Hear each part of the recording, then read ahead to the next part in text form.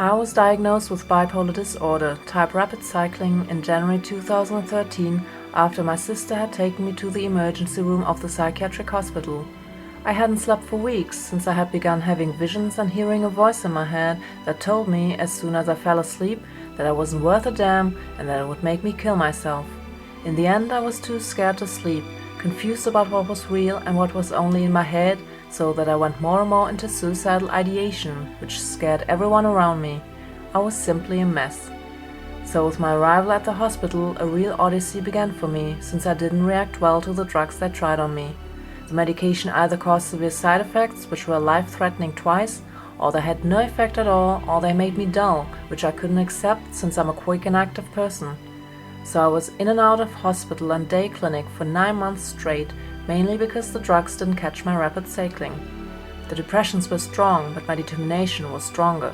I was a born competitor, a former karate world champion, and this helped me to not give up.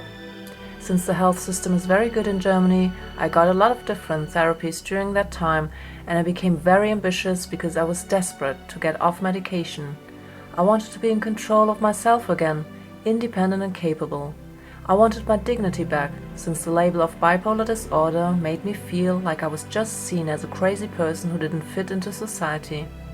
Luckily, I had my closest friend as a mentor, but she was thousands of kilometers away in the USA, so she spent hours on Skype with me trying to find alternative solutions. In December 2013, after my release, my friend came across Sean Blackwell's book Am I Bipolar or Waking Up and suggested to read it. It sounded that there was more to bipolar disorder than being just a mental illness caused by a chemical imbalance. I read the book in one go and went into hypomania right away. I finally found a plausible explanation for the outbreak of my illness, and it seemed that the impact of major life changes had caused a spiritual emergency, which contributed greatly to the mess I was in. I was so enthused that I went to Sean's YouTube channel and watched all of his videos. For the first time, I saw light at the end of the tunnel, a hope that I could be meds-free and healthy one day.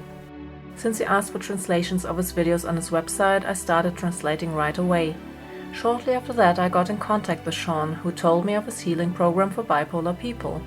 Since he would be in Europe soon anyways, it was the opportunity for me. I wanted to heal and was desperate to show everyone who doubted that I would ever heal that I could beat it. When I heard of the program, I was convinced right away that it was the missing piece of the puzzle in my healing. In November 2014, I had a 2-week retreat at a house I rented with my American friend on my side, who specifically came for this event, which was a life changer. We did a lot of work in that time, trauma-releasing techniques like meditation and bipolar breathwork, by which I could solve my inner tensions and childhood traumas. I could eventually forgive my father, who had died 19 years earlier, for all the pain he had caused me as a child.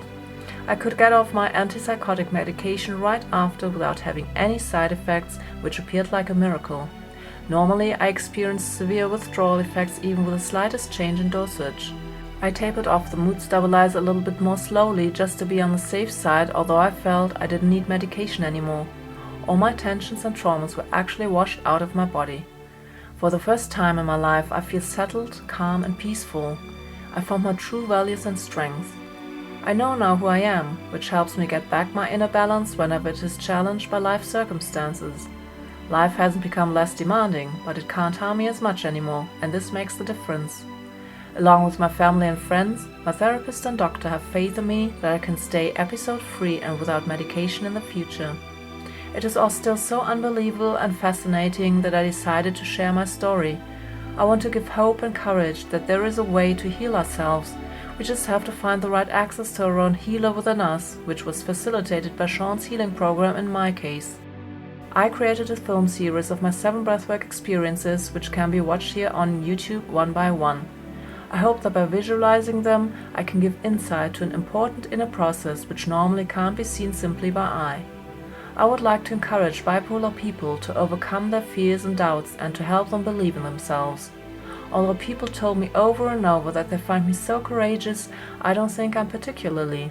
But everyone who keeps fighting this illness with determination is. I know healing is possible. We just have to be willing to do the hard work. I want this path. It's worth it.